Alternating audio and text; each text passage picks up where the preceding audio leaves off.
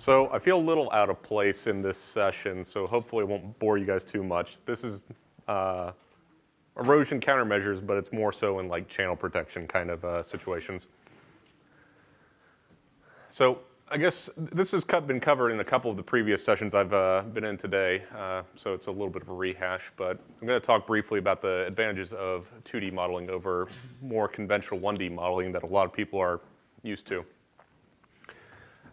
So from a development standpoint, 1D and 2D modeling are pretty similar. If you aren't familiar, 1D model is something like HEC-RAS. You're getting one water surface across a cross-section. You can do velocity distributions, but it's kind of just based on depth. So you're not really seeing how velocities vary across a stream. 2D modeling gives you the additional resolution by showing you how velocities vary. From an input standpoint, they require pretty much the same data, though. You need a surface to either cut cross-sections from or put in directly in the case of a 2D model. You need roughness parameters. Usually people are using like Manning's roughness parameters. You need inflow and outflow boundary conditions. From a development standpoint, these things take about the same amount of time. So there might be some preconception that 2D modeling is more time intensive to develop, and it really isn't, assuming that this data is already available. 2D has a huge advantage, though, when it comes to the results you can get out of it. First of all, like I discussed, you get horizontal variation in velocity and water surface elevation, but what I found to be one of the biggest advantages is just the visualization that you get out of 2D modeling. 1D modeling can be a little arcane to really understand what's going on.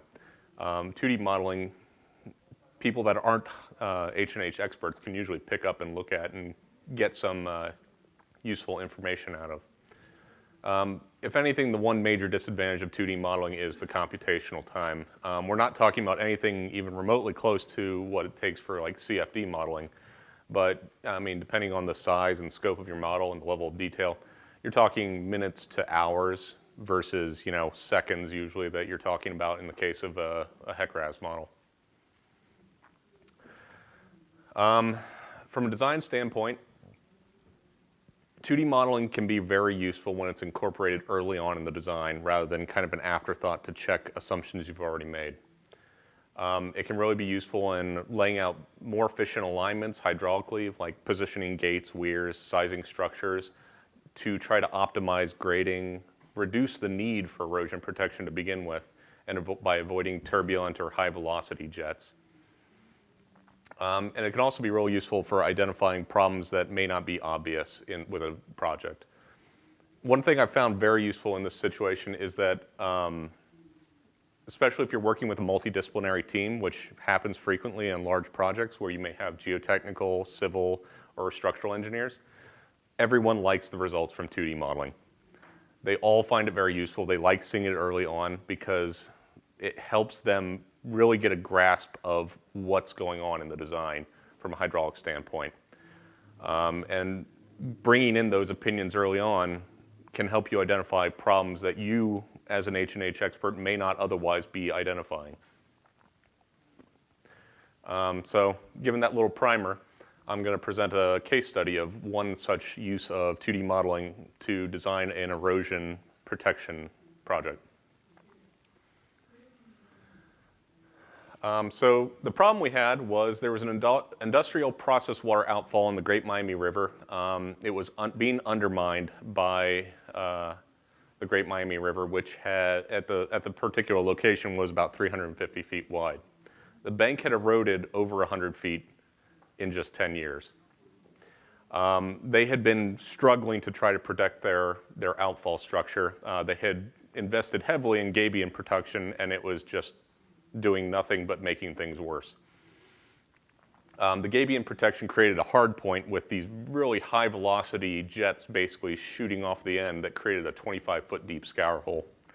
When we had our divers out there looking for endangered mussels and doing bathymetric survey, they had to actually anchor themselves into the bed to be able to stay in one location because otherwise they were being swept downstream just during normal dry weather flows. So thanks to Google Earth, we have a very long record showing the progression of this erosion. So that's kind of where it started out in 1994. The outfall isn't really visible very well. It's, let me see, it's actually right around here. But when they actually armor it, it'll be a lot more obvious. So 10 years later, hadn't moved a whole lot. But then from this point forward, the erosion really kind of accelerates. So another 5 years. And then the next few slides are pretty much every 1 year, and it's eroding almost 10 feet every year. So now you can see the outfall. They've installed their gabions to try to protect it.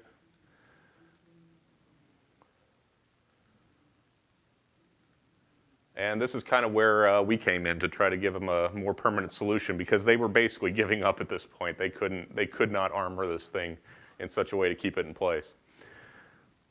So this is a photo from a nearby bridge. You can see the outfall. It's just kind of jutting out into the river at this point because the bank is eroded on either side of it. There's erosion on the downstream side and on the upstream side, and you can see there's some people there to give you an idea of the height of this bank erosion. It's about 15 feet there. You can see these. I wish I should have presented a video here because we did have it, but you can see just this high. This is from the edge of the outfall, and just this high velocity jet of water just during like dry weather flows, just shooting off the end of it. And that's what the gabion protection looked like when we started. And this wasn't caused by a major flood or anything. This was by flows that were below bankful for the most part. So this was this was not a like single event caused problem. So the first thing we did was we did some alternatives analysis. First alternative we looked at was leaving the outfall alone and basically preventing bank erosion and restoring the bank upstream of it. We looked and trying to recenter flow with a series of bendway weirs. Second alternative we looked at was removing the existing outfall and instead letting it outfall into a channel further up, and then also trying to recenter flow using a bendway weir. The other two options were a lot more structural in nature. One was just to give up on the current outfall location and install almost a half mile of 30-inch pressure pipe to outfall to a more stable location at a nearby bridge. And then the last alternative was sheet pile, lots and lots of sheet pile. I think when we estimated for this site, the sheet piling would have had to have been over 100 feet deep to be stable. So the costs kind of reflected that. The two cheapest options were clearly the ones that try to train flow back into the middle of the channel and stabilize the bank. Alternative 2 is what they ultimately went with, which was the single bendway weir and then setting the channel back. It was the cheapest by a little bit. It was relatively easy to permit and construct, but probably the biggest advantage we saw here was that it offered a lot of redundancy. Our group as a company had never designed one of these bendway weir structures, so we were a little unsure, shaky about our confidence in that. But we knew that even if this thing failed under some extreme flood or we just messed something up, there would be more than 100 feet of channel that would still have to erode. So it would be more of a slow failure, and we'd see it coming and have time to correct it. So it gave us a lot of redundancy in that regard. So, design objectives. We wanted to recenter flow in the channel to stop the bank erosion. We wanted to protect the outfall, and we wanted to avoid impacting flood elevations. We wanted a no rise because this was a FEMA floodway. The big component of this was this bendway weir. There were general guidelines to go off of. I guess I could give some brief discussion. A bendway weir is an Army Corps design, and it's essentially a giant, if you think on a smaller scale like what's used in stream restoration, like J-hook vanes, it's more like an enormous version of that made out of a pile of riprap, because the Army Corps loves their riprap. And there were a lot of general guidelines and papers, indicating it should slope roughly this angle upwards toward flow. It should be roughly this width of the channel, and its elevation should be roughly, But they were all guidelines. There was no hard and fast design rules. And frankly, everything we read said, you need to use 2D modeling to design this properly, which was fine with us. We'd had a lot of experience with that recently. So we developed a highly detailed model of a portion of the Great Miami River, approximately 2,000 feet, including the floodplains. We did both an existing and proposed conditions model, and some of the mesh elements were as small as 2 feet in that area. We simulated a wide range of flows from 1,000 CFS, which would have been a very extremely dry period, to the 100-year event. And we developed that existing conditions model for a couple reasons. One, we wanted to confirm that this 2D model was replicating what we were seeing in the field. We had a lot of video. We knew what kind of velocities were out there, and we wanted that model to try to see if we were to run flows through there, would we see a scour hole develop where we saw a scour hole? Would we see the kind of velocities that we were seeing, and would they be directed in the directions we were expecting them to? Luckily, it did in all those cases. So we had this existing conditions model that replicated what was going on in reality very well. And by developing a proposed conditions model from that, we were able to show what kind of benefit our design was going to provide. So on to the actual design process. Like I said, there were some general guidelines, but we really had to test the sensitivity to many factors, including the length of the weir, the height of the weir, the thickness of the weir, its location on the bank. We looked at multiple weirs in series to see if we were going to get significant benefit out of it.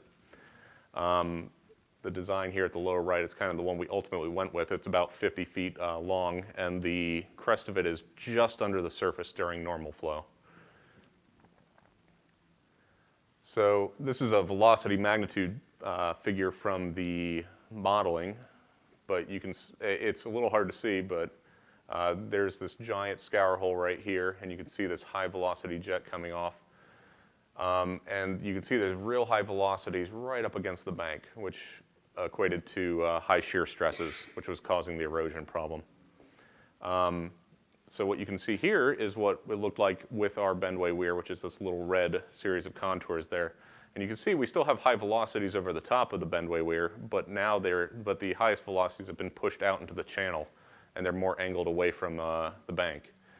We also saw an advantage because the velocities along the bank were pushed, like the high velocities were pushed out another 20, 25 feet, resulting in significantly lower shear stresses, and we were hoping that would equate to lower erosion.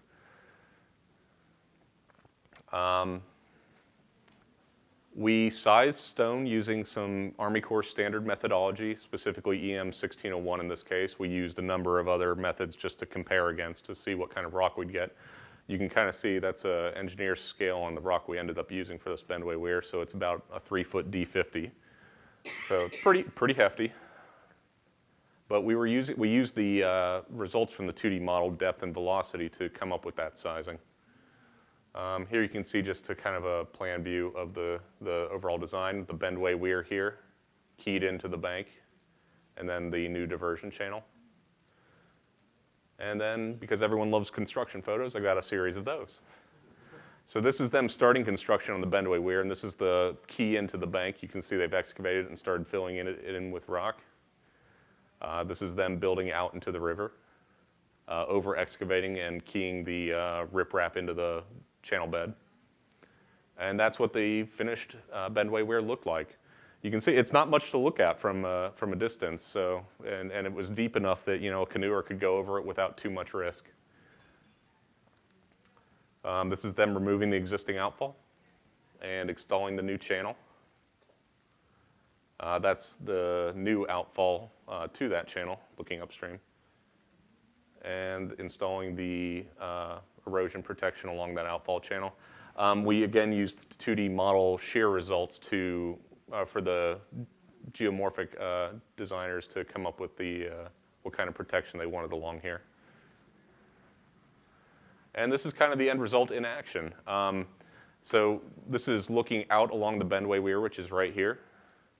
And this is near the outfall channel. And you can see the water is nice and static here. And you can see high velocities shooting right off into the channel, which is exactly what it was designed to do. So 2 years after construction, we're actually seeing deposition in the outfall channel where there had once been a scour hole.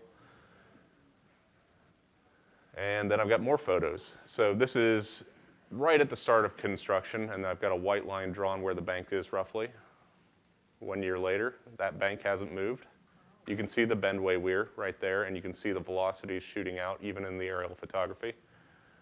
And then 1 year after that, still in the same place. So we're real happy with how this turned out. So that's the kind of detailed case study I've got, and then I've got a couple other examples where we use 2D modeling really integrated into the design to aid it. One is a flood diversion project up in Calgary, Alberta. So this was a flood diversion to an off-stream storage reservoir designed to protect the city of Calgary from future flooding on the Elbow River. Calgary was hit by a massive flood in 2013. It was roughly a 250-year return interval, and it flooded significant chunks of their downtown. So the project was to install a large dry reservoir off to one side, and then we would divert through an excavated channel up to about 21,000 CFS to basically, to create extra detention and reduce flood flows downstream. So we used the 2D model significantly here as well. And just a week after we got the notice to proceed, we had our first 2D model set up and running just to give us a starting point to kind of see where we stood as far as flow characteristics go. But we used it to test a lot of different diversion structure locations, figure out what alignment they should be, how wide the gates should be, figure out what kind of gates worked best, whether crest gates or sluice gates or tander gates. We used it to size erosion protection using, again, velocity and depth readings to size riprap or vegetation. We used it to figure out levee freeboard elevations, and we even used it to develop operations rating curves. I will say we did, the reason we used it for so many things too was after we had a pretty good idea on the design, we actually went and built, I believe it was a 1/16th scale physical model of the diversion structure. And we found that 2D model pretty much fit spot on, so it gave us a lot of confidence that after they had to disassemble the physical model, we were able to continue using that 2D model to test various little tweaks. That's a conceptual rendering of the diversion structure. We were using the 2D model on significantly, and these gates here are 20 meters wide. These are 24 meters wide. So you can kind of get an idea of the scale of it. Here's the diversion channel being cut through the ground that heads off to a dam. These are crest gates, so these, like during normal operations, these are actually fully lowered. You don't even see them. You could boat right over them. And this is more 2D results of that structure. You can kind of see just all of the information this provides you. It shows you which way the velocity vectors are going. You can see dead zones and recirculating eddies. In this case, we have like a crest gate raised. You can see what's happening behind the crest gate. And this information is just invaluable to everyone on the project.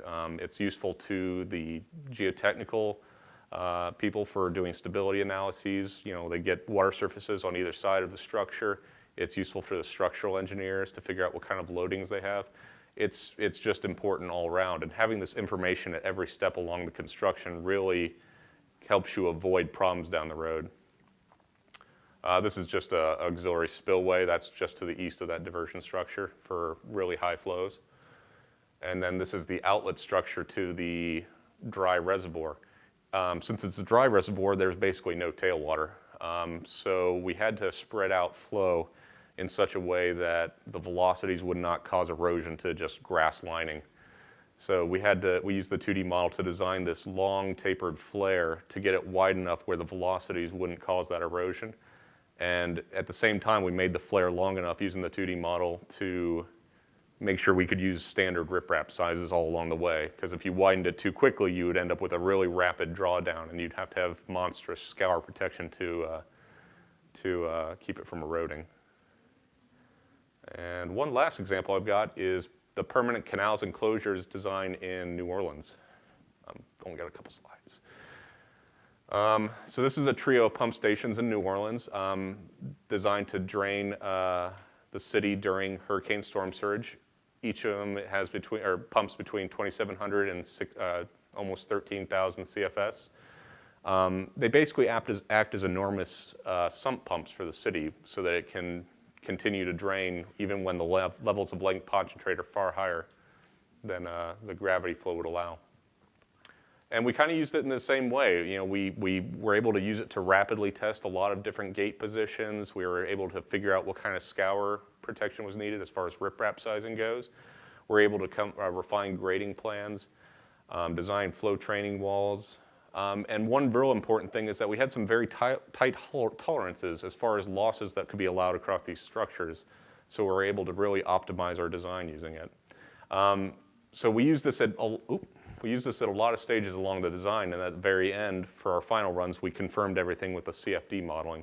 CFD modeling wouldn't have been terribly practical in this case when we were trying to do, 10 different, 15 different gate configurations, just because of the computation times involved in it. But it was great to kind of confirm everything at the end. And that's an image of one of the completed pump stations. I believe they were construction finished up last year. So this one's, they're just testing the pumps. So you can see the flows kind of recirculating through it. But during flood flows, these gates would be closed, and then these pumps would be activated to drain the canal from here to Lake Pontchartrain on this end. It gives you a kind of idea. We use the 2D modeling also at every stage of construction because you can't build this all in one go. So there was a lot of different stages of construction, and at every stage we had to make sure that we had sufficient erosion protection and that we weren't going to exceed allowable headwater tolerances. So you can kind of see all these different crazy configurations that there's just no way you'd ever be able to do this in a 1D model with any confidence anyway. And then just to give you an idea of when you're sizing riprap, you would never come up with a configuration that looks like this with a 1D model, but with the results from a 2D model, you can kind of come up with a patchwork and try to save yourself on riprap sizing. So you can see each of these little blocks is a different size of riprap all throughout the project area. And that's what I got.